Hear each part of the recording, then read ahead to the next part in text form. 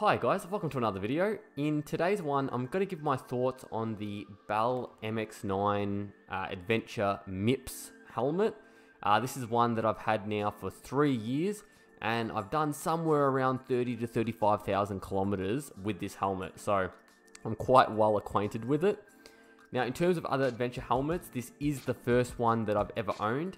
However, I've owned road bike helmets, enduro helmets, but this is the first adventure bike helmet that I have owned, so I'm not really going to review it. I'm just going to give my thoughts of owning it now for the last 3 years. So whilst owning this helmet, I've had road bikes, adventure bikes, and enduro bikes, and I've used this as my sole helmet for all those types of riding. So I'll give the good, the bad, and hopefully some of the information will be helpful to whoever's watching this, whether you're considering purchasing the Bell MX-9 Adventure helmet. So I purchased the Bell MX-9 because of the price. It's a very budget helmet. I think I paid about $300. It's not to say it's not protective, you know, it's got the main Australian standard, but it has that MIPS technology, which is supposed to help with concussions and impacts. So I haven't tested it really. Like, I've had some offs with it, but you know, I'm not brain dead yet, so it's done its job there. But it is quite heavy. Like, compared to other helmets I've put on, definitely felt heavy, especially once you start chucking on a GoPro, intercom. It adds up. Now, one cool thing is that the ear cups where your ear sits in fits the intercoms really well. Other helmets I've used in the past sucked for that, and you know, I never cut out foam, but I've heard people of cutting out foam. That's not required for this. Fits the intercom speakers very well. There's not really many other features on the helmet. It's got, you know, just a normal visor, not pin lock. It doesn't have a sun visor. The front peak is detachable. I have run the helmet without it when I owned my Honda Hornet, because you're reaching speeds where you don't really want to peak.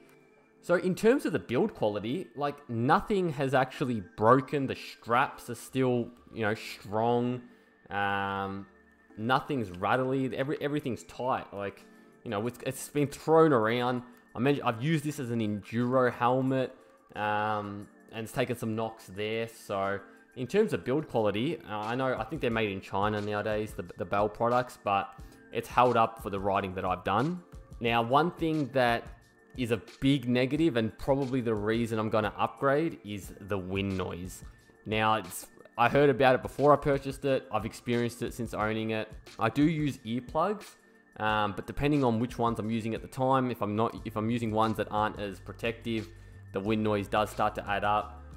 So I find myself having to use ones that block out too much noise. So the wind noise is not ideal. And I mentioned it earlier, is the weight. It is a heavy helmet. So I will be upgrading from this one. I'm taking a look at the Arai XD4 at the moment, but I'll go try a few on. But the 3 years, the 3+ years that I've owned this, it has served me well. I've used it for all kinds of riding, never let me down. It's solidly built.